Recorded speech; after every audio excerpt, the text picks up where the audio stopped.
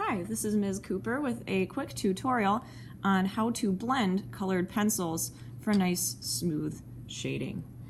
Now I will start by doing a red, yellow, and orange blend, and normally when you are working with value and shading, you generally start from light to dark so you don't accidentally add too much.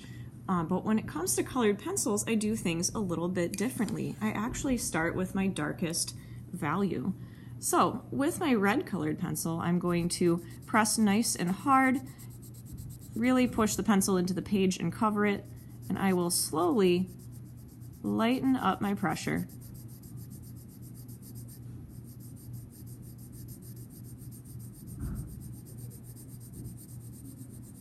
until I've blended it out very nicely.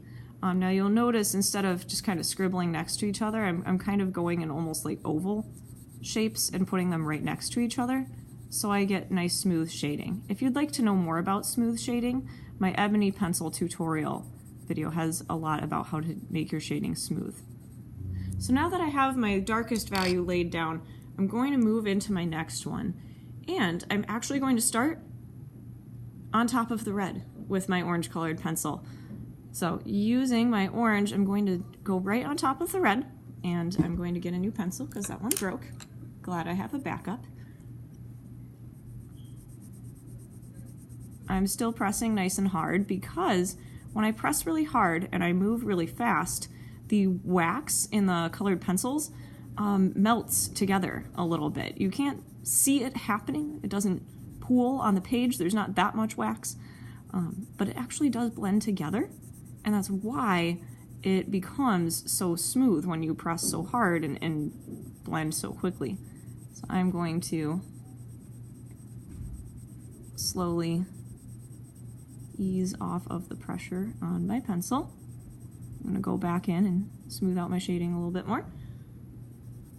There we go.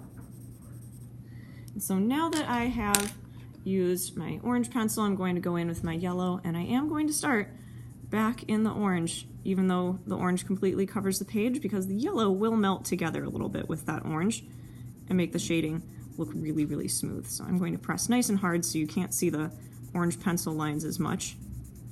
I'm going to add in my yellow and shade as smoothly as I can. Now I do have a little bit of orange sticking out, so this is where you go in and just add a little bit more to correct things, and this one also broke. Whoops, okay, that's all right. I don't have a third backup, so we're just going to use this. And you can continue using your pencils to push and pull and blend together. Now something else that works well for helping you to blend your pencils is actually going in with a white colored pencil. I find I don't really use the white pencils that much, but they are very helpful when I'm trying to blend my colors together, so watch what happens. If I go back and forth over my colors, not going in neat circles or anything, but just back and forth, it does lighten the colors a little bit, but it helps melt the pencil together a little bit more when you have that heating it up. So it is worth a try. Sorry, the bell's ringing again. Now you can also do colored pencil blending with colors that aren't necessarily next to each other, as long as you're using that really smooth technique. So I'm going to start dark with my blue pencil, and I'm slowly going to lighten my pressure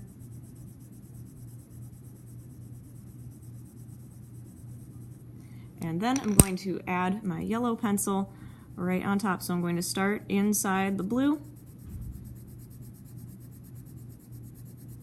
and blend it right out into the yellow, and it forms a shade of green in the middle.